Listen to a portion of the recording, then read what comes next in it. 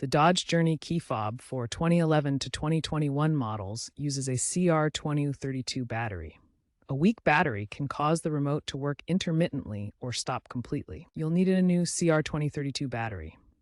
Make sure to get a reliable brand. Locate the small release button or groove on the back of the key fob. Press and hold the release button while gently pulling the back cover outward. If it's stuck, use a small flat screwdriver for leverage, but be careful not to scratch the plastic. Once open, remove the old battery. Note the orientation. The positive side is usually facing up.